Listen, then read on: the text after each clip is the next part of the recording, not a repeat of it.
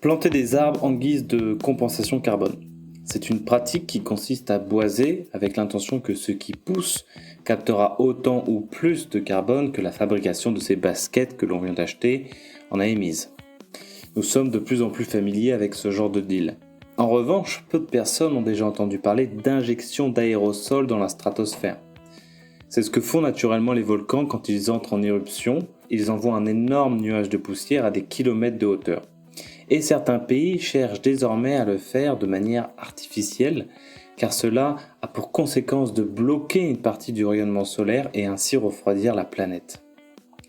Bien qu'étant très différentes, ces deux techniques ont malgré tout un point commun, elles visent à combattre les effets du changement climatique.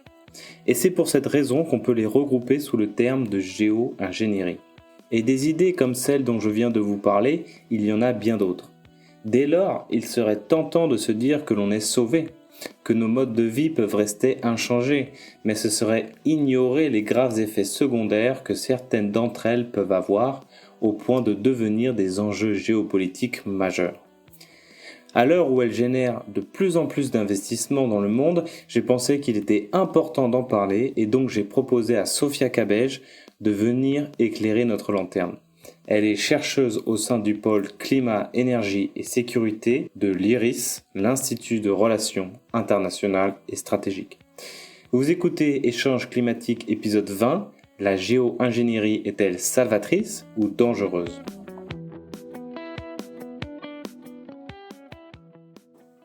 Bonjour Sophia Cabej. Bonjour. Est-ce que vous pouvez vous présenter s'il vous plaît ? Oui, bien sûr. Donc, je suis chercheur à l'Institut des Relations Internationales et Stratégiques, l'IRIS, au sein du programme Climat, Énergie et Sécurité, où je travaille principalement sur les enjeux et les implications sécuritaires des changements climatiques, notamment pour les acteurs de la défense, en particulier le ministère des Armées français. Et en parallèle, je réalise une thèse avec l'Université du Queensland sur l'approche française de la sécurité climatique. Donc vous avez mentionné l'IRIS, c'est ça ? Et qu'est-ce que c'est l'IRIS ? Alors l'IRIS, c'est un think tank en géopolitique dont le but est de comprendre pour pouvoir mieux expliquer. Et donc on travaille, différents chercheurs travaillent sur différentes thématiques au sein de différents programmes, dont un dédié aux enjeux de défense, un autre qui est donc le mien, le climat, énergie et sécurité. On a des chercheurs qui travaillent également sur des aires géographiques comme l'Amérique latine ou l'Afrique, ou encore sur des problématiques telles que celles du développement et de l'humanitaire. Et donc c'est un groupe de réflexion avec aussi une visée d'interaction avec les décideurs publics, mais aussi de vulgarisation pour le public général. Donc vous travaillez avec qui ? Vous conseillez qui ? Vous conseillez le gouvernement, des ONG ? Alors on travaille, en tout cas moi je vais parler donc de ceux avec qui moi j'ai pu travailler depuis que j'ai rejoint l'IRIS. Donc je travaillais principalement pour le ministère des Armées français, notamment dans le cadre de l'Observatoire Défense et Climat qui a été lancé par la DGRIS, la Direction Générale de Relations Internationales et Stratégiques du ministère des Armées. J'ai travaillé également pour le ministère des Affaires étrangères. Donc ce sont principalement des institutions publiques françaises, mais aussi européennes ou internationales sur les sujets sur lesquels nous travaillons. Je travaille à côté également pour une ONG sur ces sujets aussi de sécurité climatique. Super. Donc on va parler de géo-ingénierie. Donc le terme géo-ingénierie, c'est une notion assez floue qui comporte des techniques extrêmement variées. Ça va de capter le CO2 dans l'air ambiant, à planter massivement des arbres, en passant par ensemencer les nuages pour qu'ils pleuvent sur des cultures, ou encore à ensemencer les nuages pour refléter les rayons du soleil. Donc le but de cet épisode, c'est d'essayer d'y voir plus clair, ce qui est réalisable, ce qui relève de la science-fiction, ce qui est souhaitable, ou au contraire, ce qui est plutôt dangereux. On parle souvent de deux grandes catégories quand on parle de lutte contre le changement climatique, c'est l'atténuation et l'adaptation. Où se place la géo-ingénierie dans ces deux thèmes ? Alors, on va du coup spécifier. Ici, on va parler principalement de géo-ingénierie du climat, peut-être de géo-ingénierie de la météo, mais du coup, la géo-ingénierie, ça peut agir sur différents composants du système Terre. Donc, si on prend particulièrement le cas de la géo-ingénierie du climat, eh bien, ça va dépendre de l'objectif, des techniques et pratiques qu'on va évoquer. D'accord. Certaines, elles vont viser à agir sur les causes du changement climatique, donc les causes de l'augmentation de la température moyenne globale. Et donc là, ça relève plutôt de l'atténuation, mais c'est pas une atténuation conventionnelle telle que celle qui est nécessaire, en fait, c'est-à-dire la réduction à la source des émissions, VS l'adaptation, donc l'adaptation finalement qui vise à agir sur les conséquences des changements climatiques, et ici c'est toutes les techniques plutôt qui visent à agir sur la quantité de soleil reçu par la Terre, de manière à diminuer artificiellement la température sur Terre. Donc là, c'est plutôt sur les conséquences qu'on vise à agir. Et donc, on ne pourrait pas les classifier. Il faut voir chacune des pratiques, qu'est-ce qu'elles visent et comment elles fonctionnent. Donc allons-y. Qu'est-ce que la géo-ingénierie ? Je sais que vous divisez, on divise souvent la géo-ingénierie par deux grandes familles, celle qui traite les conséquences et celle qui traite les causes. Parmi celles qui traitent les conséquences, on a la modification de la météo. Est-ce que vous pouvez nous en parler un petit peu ? Oui, alors la modification de la météo, elle est de manière générale plus ancienne que la modification du climat. Ce sont des techniques qui visent donc à ensemencer les nuages de manière soit à lutter contre les phénomènes de grêle, comme c'est le cas en France beaucoup, mais aussi à provoquer des pluies ou à intensifier les pluies. Et donc il faut comprendre en fait que l'origine de cette technologie-là, elle vient du domaine militaire et elle remonte à 77 à l'opération Popeye, qui a eu lieu au Vietnam et qui a eu pour but donc d'ensemencer les nuages artificiellement pour pouvoir faire pleuvoir et embourber les troupes au sol.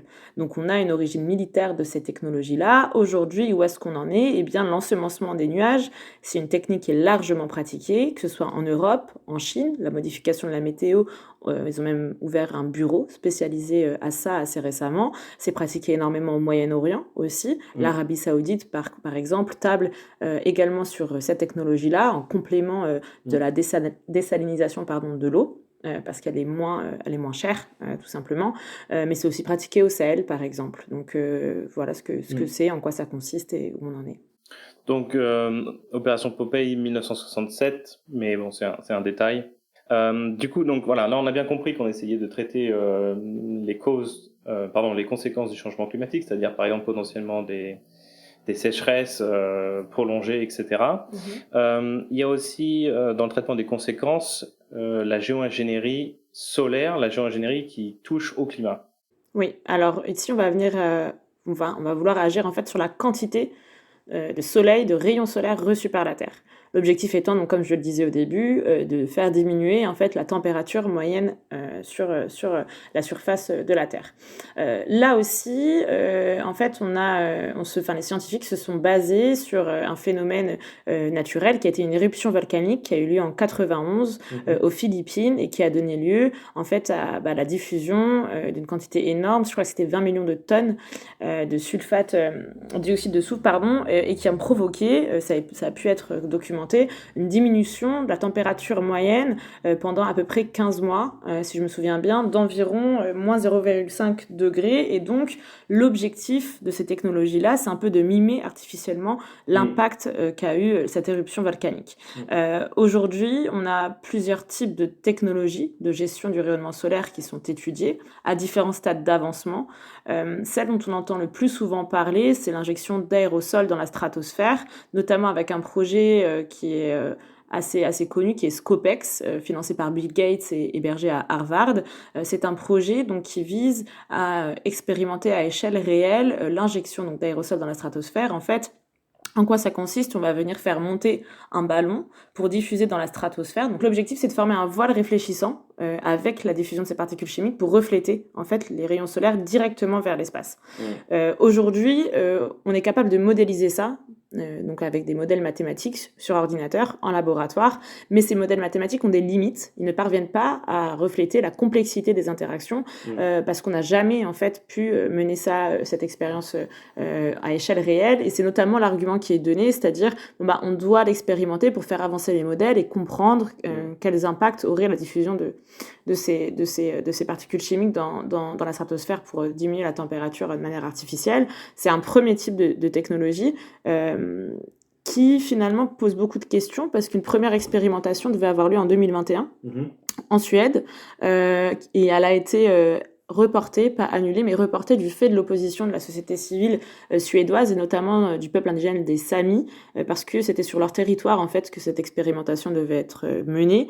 Elle avait été prévue sans les consulter. Fort heureusement, ils se sont mobilisés. Ça a été reporté. Aujourd'hui, on n'a pas plus d'informations sur ce qu'il va être fait de ce projet-là, mais ça pose des questions parce qu'on n'a aucun cadre de gouvernance en fait qui empêche ce type d'expérimentation, ni de cadre qui contraint, par exemple, à la consultation des peuples concernés. L'autre chose qu'il faut relever, c'est qu'en dehors du territoire au-dessus duquel est menée cette expérimentation, les conséquences sont beaucoup plus importantes et sont beaucoup plus larges spatialement et également temporellement. C'est pour ça que ces techniques, elles sont souvent qualifiées, et à raison, elles sont séparées des techniques qui visent à agir sur la concentration de CO2 parce que leur échelle d'intervention n'est pas la même. Et ce qu'il faut comprendre aussi ici, c'est que l'injection d'aérosols dans la stratosphère, ça pose des risques, notamment des risques de modification des régimes de précipitations, en particulier dans les zones autour des tropiques, qui sont les zones qui aujourd'hui connaissent déjà les perturbations les plus importantes du fait de l'augmentation de la température moyenne, donc du phénomène de changement climatique. Donc on reviendra plus en détail sur ces deux types de géo-ingénierie, mais on a compris qu'on traitait avant tout les conséquences. Et puis il y a la géo-ingénierie qui traite les causes, c'est-à-dire celle qui la cause, donc c'est l'effet de serre, donc les gaz à effet de serre. Et donc évidemment parmi les gaz à effet de serre, le plus persistant, c'est le carbone, donc c'est celui qui est visé par ces techniques. Oui, absolument. En tout cas, toutes les techniques qui sont aujourd'hui les plus développées, les plus avancées, c'est principalement et pratiquement uniquement en fait pour capturer et stocker le CO2, qui est en effet le gaz à effet de serre de référence lorsqu'on parle de lutte entre gros guillemets contre le changement climatique. Et est-ce que vous pouvez nous donner des exemples de la technologie, par exemple, la plus avancée en termes de capture de carbone? Là, pareil, je vais juste prendre le temps peut-être de distinguer les différentes technologies et pratiques, techniques et pratiques qui sont développées et qui visent à agir sur la concentration de CO2 dans l'atmosphère. On en a certaines qui visent simplement à éviter des émissions supplémentaires, donc à ne pas rajouter en fait aux problèmes existants. C'est ce qu'on appelle de manière générale le CCS, Carbon Capture and Storage, et qui est en général en fait une technique qu'on vient directement annexer à un site particulièrement polluant, de manière à ce que celui-ci n'émette pas plus que ce qui existe déjà. Cette technique-là, elle est déjà utilisée, elle est déjà déployée dans le monde à différentes échelles. On a plus d'une dizaine de projets à l'œuvre dans le monde. La raison pour laquelle ça n'est pas diffusé plus largement, c'est que ce n'est pas rentable aujourd'hui pour les différents acteurs. Par contre, c'est tout à fait maîtrisé, et c'est maîtrisé, il faut peut-être le souligner, par les mêmes acteurs qui causent le problème, ce sont les pétrogaziers, qui disposent à la fois du savoir-faire et des infrastructures.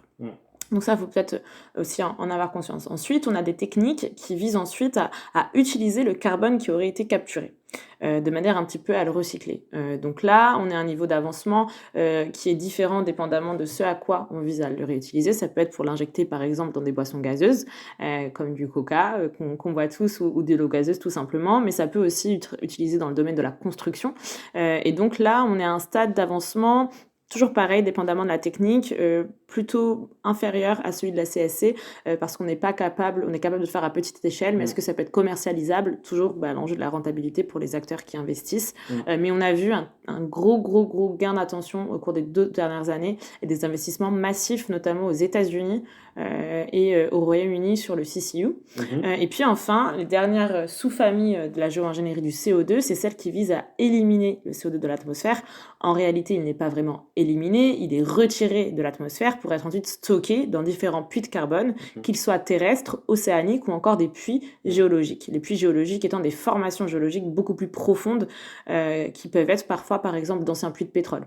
D'accord. Et donc on comprend là encore le rôle que peuvent jouer les pétrogaziers là-dedans, parce qu'ils possèdent le territoire sur lequel se trouvent notamment certaines de ces formations géologiques. Mais pareil, là-dedans, on a une diversité de pratiques, une diversité de techniques avec des niveaux d'avancement différents, avec des échelles d'intervention différentes et avec des principes qui sont très variables. On en a par contre, par exemple, qu'on connaît tous, la forestation, la reforestation ou encore appelé le boisement. C'est quelque chose qui est largement diffusé, qui est largement encouragé. On appelle ça souvent la compensation carbone. On va venir planter des arbres pour compenser des émissions qui sont souvent faites pas du tout au même endroit. On a également une technique qui est assez avancée. On a déjà des projets pilotes à grande échelle, ce qu'on appelle la BECCS, Bioenergy with Carbon Capture and Storage. Et ici, c'est une bonne illustration de la manière dont on ne peut pas séparer en silos complètement hermétiques les uns aux autres les différentes sous-familles de la géo-ingénierie du CO2. Par exemple, la bioénergie avec capture, stockage et capture et stockage du CO2, elle repose à la fois sur une technique souvent dite de basée sur la nature, c'est-à-dire on va augmenter la capacité de stockage des puits naturels en plantant de la biomasse. Pendant qu'elle va pousser cette biomasse, elle va avoir la fonction de capturer du CO2, et puis ensuite on va la couper pour la transformer en énergie. Lorsqu'on la transforme en énergie, pendant ce procédé, il y a des émissions de CO2, mais ces émissions seront et sont directement captées pour ensuite être stockées et envoyées dans des formations géologiques. Eh bien, la BECCS, elle a la croisée à la fois des technologies d'élimination du carbone et de la CCS, parce qu'on vient finalement ensuite utiliser la technologie de capture et stockage du carbone pour le séquestrer et le bloquer, en soulignant qu'on ne sait pas quelle est la durée de stockage en fait réelle du CO2 dans ces formations géologiques parce qu'on ne l'a jamais fait. Et donc on ne sait pas combien de temps ça pourra durer, on le modélise, mais en réalité c'est ce que souligne notamment le dernier rapport du GIEC qui est sorti en début de semaine, c'est qu'on ne sait pas à grande échelle ce que causerait en fait combien de temps les formations géologiques ou bien les puits de carbone d'ailleurs, qu'ils soient océaniques ou terrestres, seraient capables de stocker le CO2. On pense par exemple aux nombreux phénomènes de feux de forêt qui ont lieu malheureusement de plus en plus et qui vont continuer d'avoir lieu chaque été. On a des parcelles de forêt qui avaient été plantées pour des projets de compensation carbone qui ont brûlé. Dans ces cas-là, la capacité de stockage, de captage, elle peut être largement remise en question. Voilà. Donc le point commun dans toutes ces techniques, vous avez, je pense, une définition assez qui essaie d'englober le spectre de ces techniques, c'est toute pratique ou technique à visée corrective à grande échelle des effets de la pression anthropique sur l'environnement. Est-ce que vous pouvez un petit peu nous l'expliquer ? C'est une définition qui a été développée dans le cadre d'un projet de recherche qui s'appelle l'ARP Réagir, qui a été financé donc par l'Agence nationale de recherche.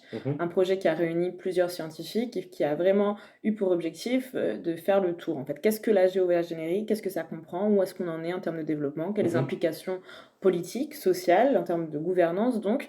Et donc ce projet a donné lieu à une publication en 2014, publication donc qui définit la géo-ingénierie de telle manière. Ce qu'elle permet, cette définition, c'est d'englober toute la diversité et la complexité des pratiques et des techniques qui sont envisagées. On distingue une pratique, par exemple la forestation, d'une technique, comme par exemple la gestion du rayonnement solaire, où on comprend très rapidement le niveau d'intervention n'est pas le même, l'échelle spatiale, temporelle des conséquences ne sont pas les mêmes, et parfois les impacts sont réversibles, d'autres fois ils ne le sont pas. Donc si j'essaie de résumer trivialement, la géo-ingénierie, on en a besoin parce qu'on a utilisé trop d'énergie fossile et qu'on n'a pas réussi à diminuer notre consommation au point de dérégler le climat. Donc on se retrouve à devoir vivre avec les conséquences et pour rendre les conséquences moins douloureuses, on a plusieurs possibilités. Soit on agit sur la cause de nos problèmes, donc on essaie de nettoyer un petit peu le bazar qu'on a mis en retirant du carbone de l'atmosphère. Donc ça, c'est une échelle globale avec des impacts long terme. Soit on agit non pas sur la cause du problème, mais sur ses conséquences, qui est le réchauffement. Et donc, on essaie de refroidir la Terre en bloquant une partie des rayonnements solaires. Donc, échelle globale avec des impacts court-moyen terme. La gestion des rayons solaires. Des impacts à long terme. Mais impacts à long terme. Oui, bien sûr. Parce que quand vous disiez que le volcan, l'éruption a des impacts sur 15 mois. Ok. Alors en fait, c'est ça qui est intéressant. C'est que quand on parle de la SRM, notamment de l'injection d'aérosols dans la stratosphère, c'est le type de technique où si on commence en fait à les diffuser, on va devoir continuer parce qu'elle va provoquer en effet une diminution de la température, mais si on arrête de le faire, les températures vont remonter très brusquement, tellement brusquement qu'on ne sera pas capable, ni les sociétés humaines, ni les écosystèmes, de s'y adapter. C'est ce qu'on appelle le risque de choc terminal. Et ce risque de choc terminal, il est lié à la nécessité, une fois qu'on commence à diffuser et qu'on a un effet de refroidissement, de devoir continuer à le faire, au risque, comme je viens de dire, de voir la température augmenter de manière trop brusque en fait. Et pour ce qui est, donc au départ vous parliez, je crois, donc de la géo-ingénierie du CO2, vous disiez les impacts sont à long terme également. Échelle globale, impact long terme. Eh bien, ça dépend, parce qu'en fait, l'échelle de chaque projet est locale. Par contre, l'additionnement de plusieurs projets ayant lieu, ben, là, on peut avoir des implications régionales, voire globales. Aujourd'hui, c'est plutôt du local, parce que les projets sont faits de manière assez dispersée. On n'en a pas beaucoup, c'est-à-dire en termes de capacité de stockage, ça n'a rien à voir avec les quantités de CO2 émises. Et ensuite, pour la capacité de stockage, on ne peut pas qualifier ça de long terme. J'en parlais tout à l'heure avec les feux de forêt. La forêt va pouvoir venir stocker pendant 2 ans. S'il y a un feu, ben, ce n'est pas du tout du long terme. De la même manière, si on vient à stocker dans des puits géologiques, s'il y a un risque de fuite sur site, notamment, donc c'est très compliqué de savoir combien de temps on va pouvoir le stocker. C'est-à-dire que sur le papier, c'est possible. Est-ce qu'en réalité, lorsqu'on va le déployer, ça le sera? C'est beaucoup moins sûr. Après, échelle globale, quand on retire du CO2 dans l'atmosphère, a priori, les conséquences sont à l'échelle globale, c'est ce que je voulais dire, et non pas à l'échelle locale. La modification de la météo, qui est une technique d'adaptation où là, l'échelle est plus locale, avec des impacts relativement de courte durée. Oui, c'est plutôt ça. C'est complètement différent. En fait, là, quand on agit sur la météo et le climat, c'est pas du tout la même échelle d'intervention. Et en effet, c'est beaucoup plus local, mais ça peut avoir des répercussions sur des territoires autres. Donc, il est compliqué en fait d'attribuer l'occurrence à un phénomène naturel ou à un ensemencement donc artificiel des nuages. Cet enjeu de la détectabilité, d'ailleurs, il est assez important pour toute. On reviendra dessus dans un instant. Donc, je voudrais citer une tribune qui a été parue courant janvier par des scientifiques. Le déploiement de la géo-ingénierie solaire ne peut pas être géré au niveau mondial de manière juste, inclusive et efficace. Nous appelons donc les gouvernements, l'ONU et autres acteurs à prendre des mesures politiques immédiates pour empêcher la normalisation de la géo-ingénierie solaire en tant qu'option contre le réchauffement.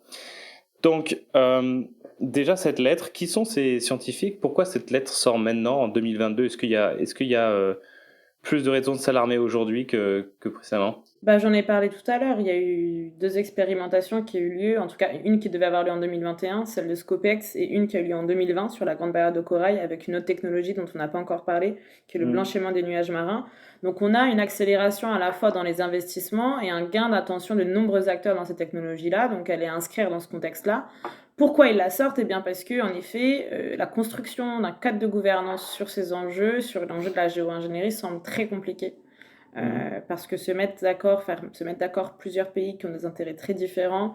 Je pense notamment en fait à une simple résolution qui devait être adoptée en 2019, qui a été débattue au sein de l'Assemblée générale des Nations Unies pour l'environnement et qui visait simplement entre guillemets à avancer la recherche en la matière, a été bloquée. Donc on se rend compte à quel point c'est compliqué. Ça, c'est la première chose. La deuxième chose, c'est qu'en fait, le cadre de gouvernance à établir, il va être très complexe parce qu'on va venir agir sur différents éléments du système Terre qui sont aujourd'hui encadrés par différents cadres législatifs, que ce soit la CNUC, donc la Convention cadre des Nations Unies pour le changement climatique, celle pour la biodiversité, celle pour l'usage de la haute mer, si on vient à utiliser les océans pour y stocker du carbone, ou encore celle en lien avec l'espace, si on vient à venir vouloir diffuser des particules. Donc on se rend bien compte de la complexité, et ces scientifiques, en fait, ce qu'ils nous disent, c'est que vu qu'il sera compliqué de le faire, il vaut mieux prendre une posture préventive, de précaution, et interdire tout cela. Ce qui est intéressant à noter, c'est qu'en fait, on a un débat au sein de la communauté scientifique sur est-ce que cette lettre ouverte, finalement, est une bonne idée ou pas. Pourquoi? Il y a 2 choses qu'on a reprochées. On a reproché d'une part l'enjeu de justice procédurale associé à ce type de lettre ouverte et au type de moratoire qu'elle instaure, en disant finalement, est-ce normal que 60 scientifiques, principalement des pays du Nord, décident de la marche à suivre en matière de recherche scientifique? Et donc ça, c'est un enjeu de prise de décision. Qui décide et pour qui? Ça, c'est la première chose. La deuxième chose, c'est que dans cette lettre ouverte, en fait, était demandé d'interdire les financements d'institutions publiques pour la recherche et le développement de la géo-ingénierie. La géo-ingénierie solaire particulièrement. Et en fait, ce qui a été pareil développé comme contre-argument, c'est de dire mais si finalement on empêche les institutions publiques de financer ça, les institutions privées pourraient continuer à se donner à cœur joie, finalement, sans cadre et critères que les systèmes publics pourraient établir. Et donc, il y a un vrai débat qui est en cours. Qu'est-ce qui est mieux de faire? Comment est-ce qu'on devrait le faire? Parce que si on ferme les institutions publiques et leur financement, les privés le feraient et il serait beaucoup plus compliqué de pouvoir le réguler. Et donc là, il y a encore un débat en cours autour de ça. Donc, qu'est-ce qu'il faudrait faire là tout de suite? C'est de créer un comité scientifique, un petit peu comme l'UNSCEAR pour l'étude des effets des effets des rayonnements ionisants, quelque chose comme ça? Ce qu'il faudrait faire, c'est encadrer la recherche, en fait, déjà autour de ça, et encadrer les différentes phases liées à la géo-ingénierie et de la recherche, jusqu'au déploiement à échelle réelle, en passant par l'expérimentation, mais aussi la gestion des conséquences suite au déploiement, qui est responsable des possibles conséquences qu'il peut y avoir. Encore une fois, le gros enjeu aujourd'hui, c'est d'arriver à se mettre d'accord, en fait, les différents acteurs et forces en présence, et notamment ceux qui sont leaders en la matière. Je pense par exemple aux États-Unis.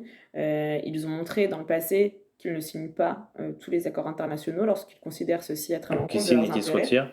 Ou que signent et qu'ils se retirent, exactement. C'est aussi arrivé assez récemment. Et donc, ce qui serait important, c'est déjà d'encadrer la gouvernance d'encadrer la recherche avec des critères précis. Par exemple, le projet Scopex aurait pu être encadré de manière indépendante, mais alors comment ça va être fait, qui est impliqué, qui vous allez consulter, tout ça, ça n'existe pas aujourd'hui.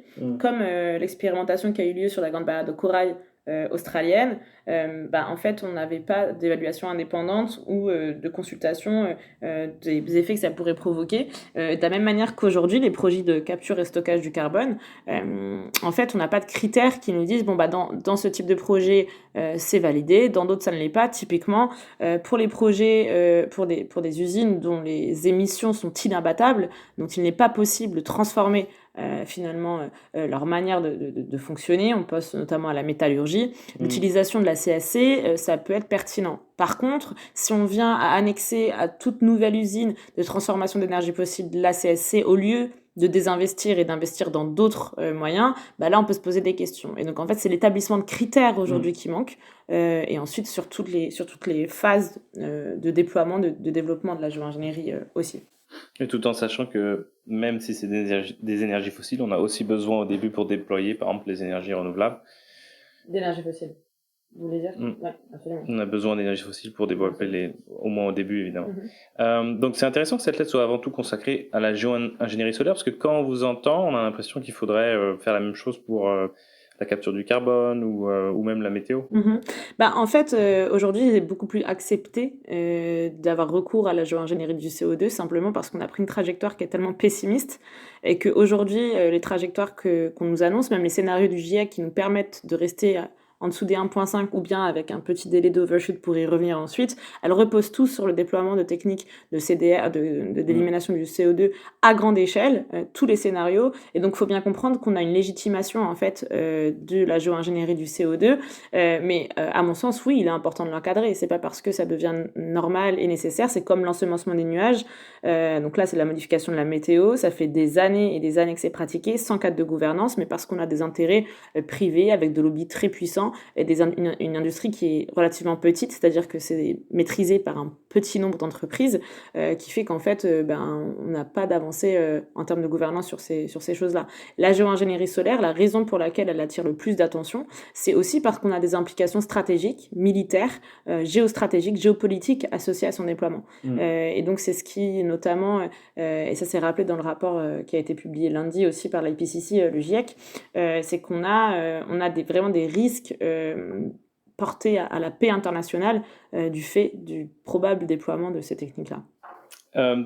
D'ailleurs, est-ce que vous avez eu le temps de regarder, consulter le 6e rapport? Qu'est-ce qu'il dit sur la géo-ingénierie et les différents types? Pareil, en fait, la première chose qu'il dit, il dit c'est très risqué de se reposer sur la technologie pour nous permettre d'atteindre les objectifs que nous sommes fixés. Et pourtant, la plupart des scénarios comptent sur des émissions négatives dans la deuxième partie du siècle. Donc comment on peut avoir un petit peu le discours il faut faire attention, mais en même temps j'en mets plein dans mes modèles?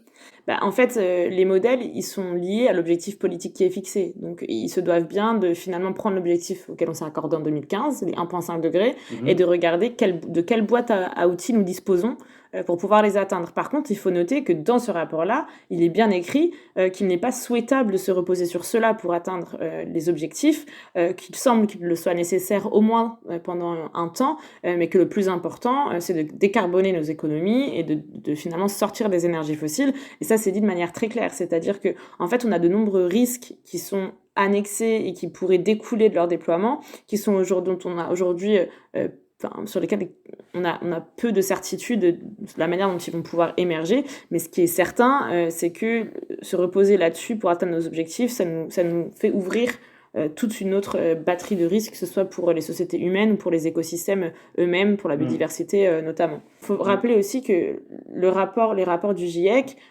faut pas penser le GIEC comme une entité qui vient dire c'est comme ça et pas autrement. Son travail, c'est de synthétiser l'état de la science actuelle. Donc, il est le reflet de l'état de la science actuelle, que ce soit sur l'atténuation, les problématiques d'atténuation, donc ce qui est sorti en août, ou aujourd'hui sur l'adaptation. C'est pas une entité qui vient donner son avis, hein. C'est pas ça son objectif et c'est pas ça son mandat. Oui, non, c'est juste... on note juste que la CSC est présente dans la plupart des modèles et que à peu près, si on prend une moyenne, en 2100, selon les scénarios qui marchent, on retirera 15 millions de tonnes de CO2 par an. Aujourd'hui, on en a émis 40 et aujourd'hui, on retire quelques pourcentages de ce qu'il faudrait retirer. Ça fait quand on voit un petit peu le développement de la technologie qui n'est pas du tout à l'échelle qu'il faudrait, ça fait un peu peur. C'est surtout, moi je dirais pas c'est le développement de la technologie qui n'est pas à l'échelle qu'il faudrait, c'est plutôt la transformation de nos économies et des systèmes énergétiques sur lesquels on se base qui n'est pas du tout à la hauteur des enjeux. Parce qu'il faut bien comprendre que si on vient uniquement se reposer sur des techniques qui viennent capter du CO2, entre ce qu'on va continuer à émettre, d'après les trajectoires d'émissions telles qu'on les a aujourd'hui, on n'arriverait pas à stocker l'équivalent en fait de CO2 que celui qu'on émet d'une part, et d'autre part ça nous éloigne en fait de la nécessité de transformation de la manière dont on fonctionne en fait, de nos sociétés fonctionnent. C'est ce qu'on appelle l'aléa moral. C'est-à-dire que finalement, on se dit, on va avoir des technologies qui vont pouvoir nous permettre de continuer à faire ce qu'on faisait de la manière dont on la faisait depuis l'ère industrielle. Et donc, on ne remet pas en cause le système et on ne remet pas en cause la manière dont il fonctionne. Et ça, c'est un enjeu qui est clair et net dans le cas de la géo-ingénierie solaire parce qu'on nommait complètement les causes, on agit directement sur les conséquences. Dans le cas de la géo-ingénierie du CO2, c'est aussi clair aujourd'hui lorsqu'on voit les investissements massifs qui sont faits dans cette technologie-là au détriment d'autres choses. Par contre, je pense qu'il ne faut pas opposer, c'est pas soit l'un soit l'autre. Je pense qu'on est aujourd'hui arrivé malheureusement à un état où on va devoir penser à concilier les différents outils dont on dispose au regard de la gravité malheureusement et de l'urgence de la situation. Pour autant, il ne faut pas se divertir de la nécessaire atténuation et transformation de nos modèles énergétiques. Et surtout la question de la sobriété, dont on ne parle pas, c'est-à-dire diminuer la quantité d'énergie consommée, parce que si on pense qu'on va pouvoir continuer à consommer autant, voire plus, parce qu'aujourd'hui, les projections nous amènent vers plus de consommation d'énergie, en switchant de l'énergie fossile vers du renouvelable, on a aussi des externalités négatives très importantes quand on utilise du renouvelable. Vous le disiez tout à l'heure, on a besoin notamment d'utiliser donc des énergies fossiles quand on va venir les utiliser, de l'eau, énormément d'eau, mais aussi des métaux rares qui sont situés à 70% environ en Chine, donc là il y a des questions de dépendance, et puis pour les 30% restants, dans des territoires où il y a des conflits, notamment en Amérique du Sud et en Afrique subsaharienne. Donc on peut se poser des questions sur les conséquences et les externalités négatives d'une décarbonation de nos économies avec une intensité énergétique similaire à celle, voire supérieure à celle que l'on a aujourd'hui.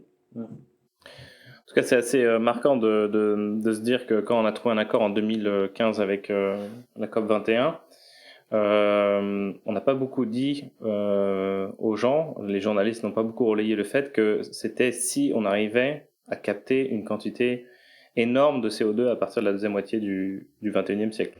C'est ça, en fait, le deuxième objectif, parce qu'il y a deux objectifs, un objectif de température dans l'accord de Paris.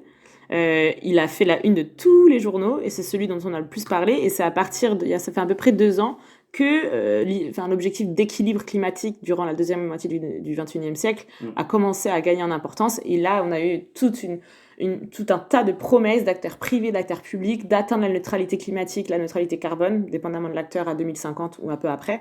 Et donc, on se rend bien compte, en effet, qu'aujourd'hui, ce deuxième objectif, parce qu'on se rapproche aussi de la date butoir de 2050, elle nécessite aussi des transitions plus tôt, donc notamment à 2030, et oui, on n'a pas forcément parlé de la promesse un peu technophile associée à ça.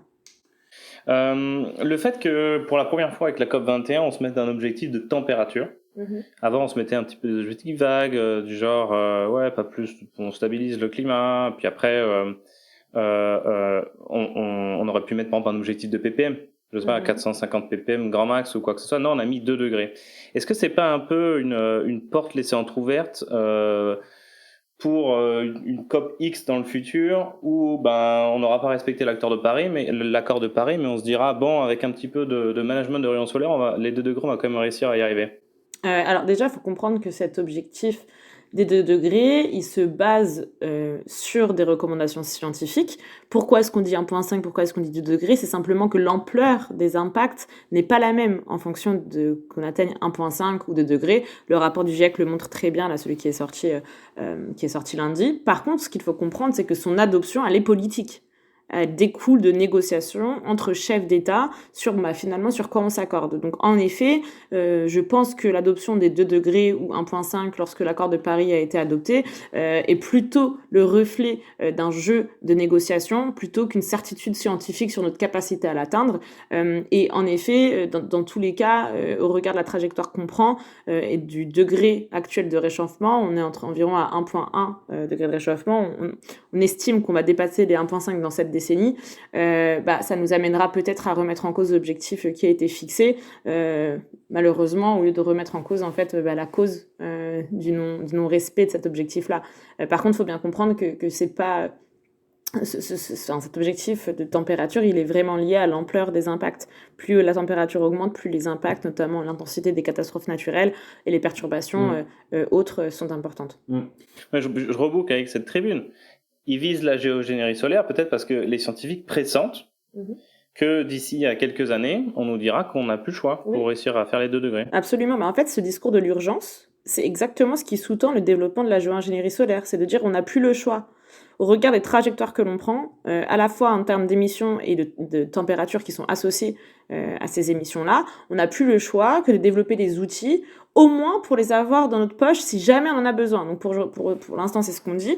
Mais il y a ce discours de l'urgence. Et c'est ça qui légitimise en fait le développement de ces techniques. C'est de dire, finalement, et ça c'est notamment un des débats qui a lieu au sein de la communauté scientifique, c'est de dire, les générations futures ne nous en voudraient-elles pas de ne pas avoir cherché de solution à un réchauffement, alors même que l'on savait que nous nous dirigeons vers cela. Et là se pose la question, finalement, est-ce qu'il serait plus risqué d'attendre que la température se réchauffe et d'arriver à un monde à plus 3 degrés, tel qu'aujourd'hui les promesses faites à la COP26 nous dirigent, entre plus 2,7, plus 2,9 degrés, et on sait que ces promesses ne sont pas toujours respectées, ou bien les risques associés au développement de la géoingénierie solaire, et là-dessus, personne ne peut vous donner la réponse parce qu'on ne sait pas. On ne sait pas encore.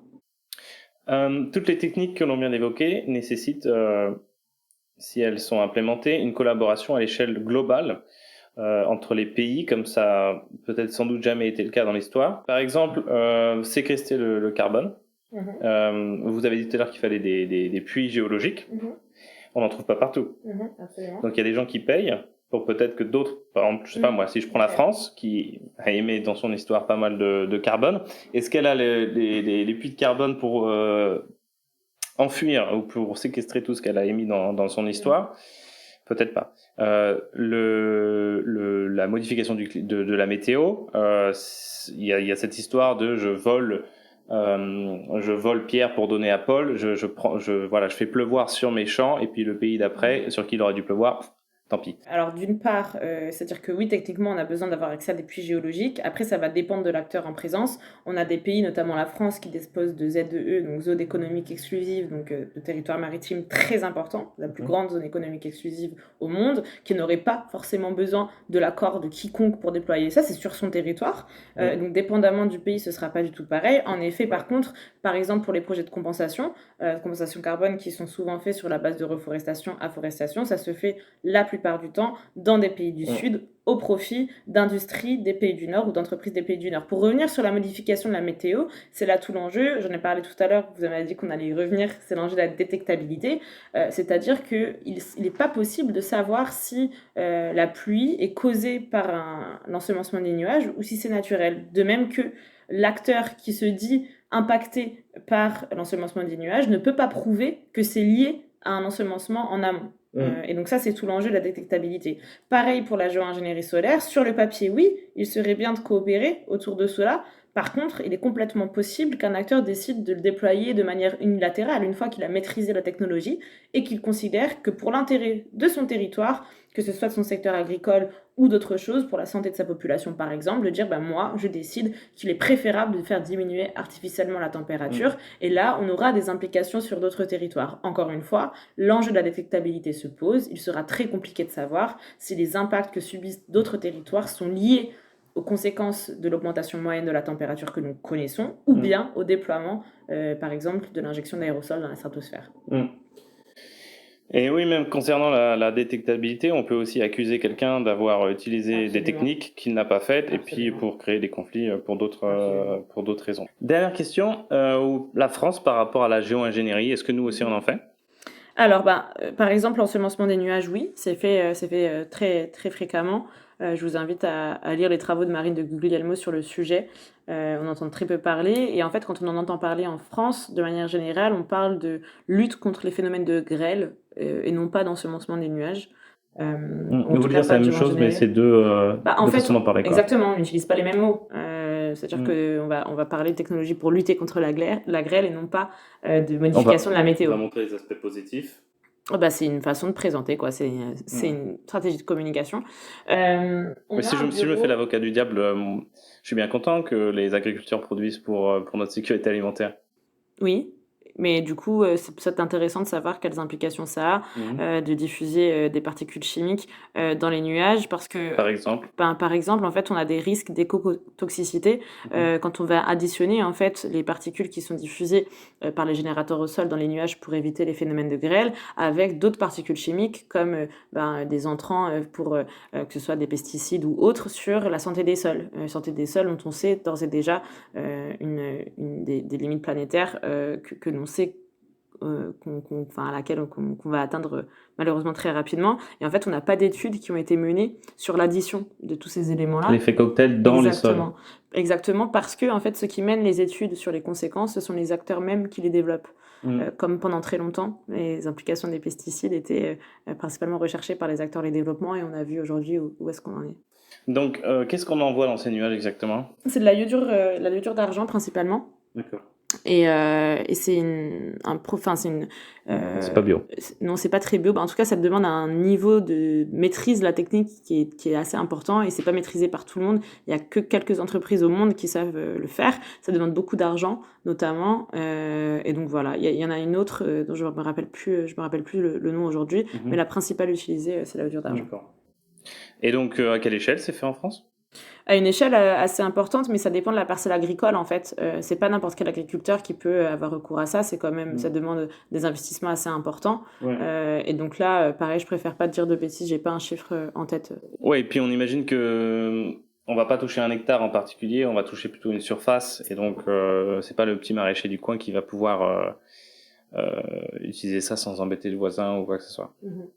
D'accord, donc ça c'est pour la modification de la météo. Il y a autre chose ? Alors on a des chercheurs qui travaillent sur notamment des modèles en laboratoire sur l'impact de la géo-ingénierie solaire, mais on n'a pas de projet du type Scopex qui vise une expérimentation à échelle réelle sur le captage et le stockage du CO2 et en fait toutes les techniques d'élimination du carbone également, elles font partie de la stratégie de long terme soumise par la France à la Convention 4 des Nations Unies des changements climatiques dans le cadre de l'accord de Paris.